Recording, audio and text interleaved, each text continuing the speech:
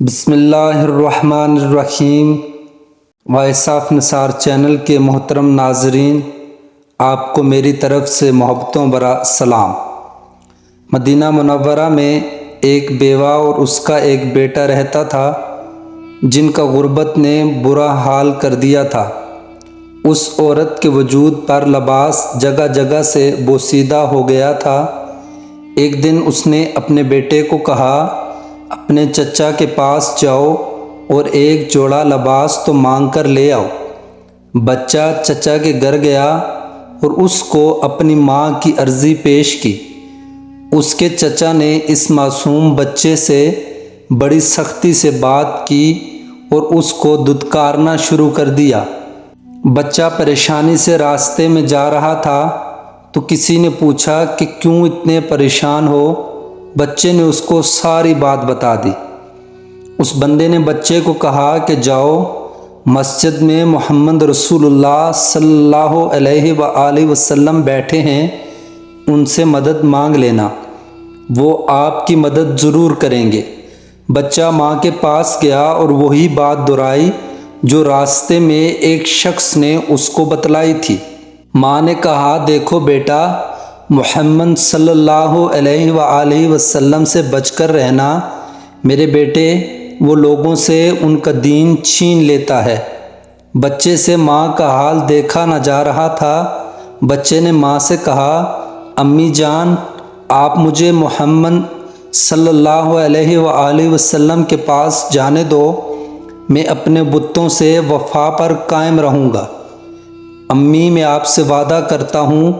اور بچہ مسجد نبوی صلی اللہ علیہ وسلم چلا گیا۔ وہاں رسول کریم صلی اللہ علیہ وسلم اپنے کندھوں پر چادر مبارک ڈالے بیٹھے ہوئے تھے۔ وہ بچہ رسول اللہ صلی اللہ علیہ وسلم کے پاس آیا اور کہا، میں آپ سے مدد مانگنے آیا ہوں، لیکن ایک بات پہلے بتا دوں کہ میں تمہارا دین قبول نہیں کروں گا۔ تو رسول کریم صلی اللہ علیہ وسلم نے محبت سے مسکرایا اور فرمایا کہ تم بولو، تمہیں کیا مدد چاہیے؟ بچے نے کہا، میری ماں کو ستر چھپانے کے لیے کوئی کپڑا چاہیے۔ تو نبی کریم صلی اللہ علیہ وآلہ وسلم نے اپنی چادر اتار کر اس بچے کے کندھوں پر ڈال دی اور فرمایا کہ یہ لو، چادر لے جاؤ۔ بچہ بھاگا بھاگا ماں کے پاس پہنچا اور رسول اللہ صلی اللہ علیہ وسلم کی چادر ماں کو دی۔ ماں نے کہا، اپنے دین کا سودا تو نہیں کر آئے ہو؟ بچے نے کہا، نہیں ماں، نہیں، انہوں نے بڑے پیار سے چادر مجھے دے دی۔ ماں نے کہا، تمہیں محمد صلی اللہ علیہ وسلم کا دین دراصل قبول کر لینا چاہیے تھا، جو اتنا پرخلوص انسان ہے۔ اور دونوں ماں بیٹا مسلمان ہو گئے۔ محترم ناظرین، ایسا ہی ایک اور واقعہ ہے کہ مکہ میں ایک بوڑھی عورت اپنا سامان باندھے راستے میں بیٹھی تھی کہ ایک خوبصورت نوجوان راستے سے گزر رہے تھے۔ بوڑھی ماں نے اس کو آواز دی اور کہا کہ یہ سامان اٹھا کر ذرا میرے سر پہ رکھ دو۔ اس نوجوان نے اس ماں کو دیکھا، وہ بوڑھی اماں کے ضعیف بدن پر بھاری لگا۔ اس نوجوان نے کہا، امی جی، آپ برا نہ مانیں تو آپ کا یہ سامان میں اٹھا کر منزل مقصود تک آپ کے ساتھ پہنچا دیتا ہوں۔ بوڑھی ماں نے کہا، اس سے بہترین بات اور کیا ہوگی میرے بیٹے؟ نوجوان نے سامان اٹھایا اور بوڑھی اماں کے ساتھ باتیں کرتے ہوئے چلتا رہا۔ بوڑھی اماں کہنے لگی کہ مکہ میں کوئی محمد نام کا نعوذ باللہ بڑا جادوگر آیا ہے۔ لوگ کہتے ہیں کہ وہ اتنا بڑا جادوگر ہے کہ کسی سے بات کرے تو اس انسان سے اس کا دین، اس کا خدا، سب کچھ ہی چھین لیتا ہے۔ اس کے جادو کا اتنا زور چلتا ہے کہ انسان کا دماغ کام کرنا چھوڑ دیتا ہے۔ ویسے تم مکے میں کیوں ہو؟ نکلو وہاں سے، ورنہ وہ محمد جادوگر تم سے بھی تمہارا سب کچھ لے لے گا۔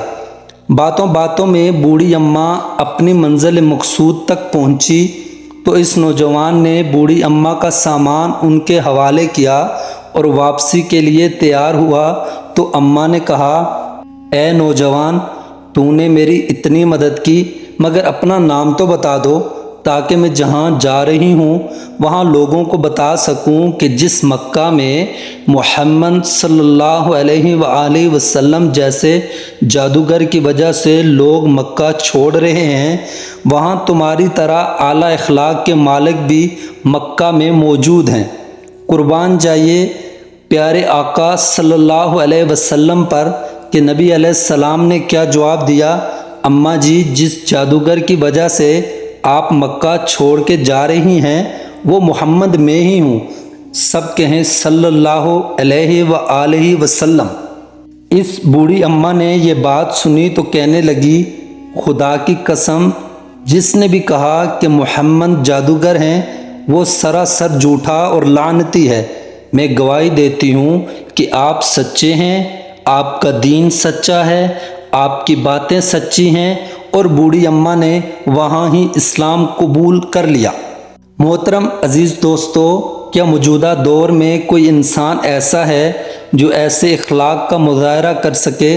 بے شک دنیا کا کوئی انسان حضور پاک صلی اللہ علیہ وآلہ وسلم کے پیروں کی خاک کے برابر نہیں ہو سکتا، لیکن کیا ہم نے کبھی ان کی حیات کو، جو کہ کامل بولتا قرآن مجید فرقان حمید ہے اور جس کے ہر باب کے ہر صفحے پر، ہر پیرا کے ہر لائن کے ہر جملے کے ہر لفظ کی ہر زیر و زبر پر اخلاق و اخلاص اور صلہ رحمی بھرا ہوا ہے؟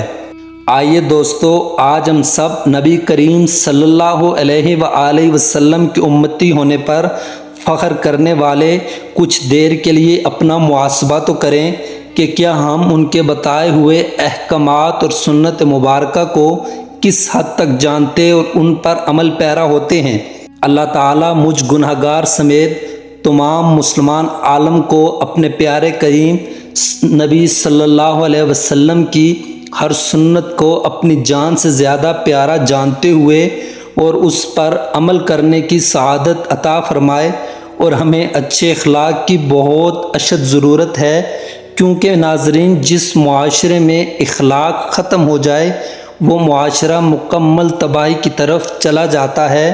اور میری دعا ہے کہ اللہ ہم سب کو صراط مستقیم پر چلنے کی توفیق عطا فرمائے، آمین یا رب العالمین۔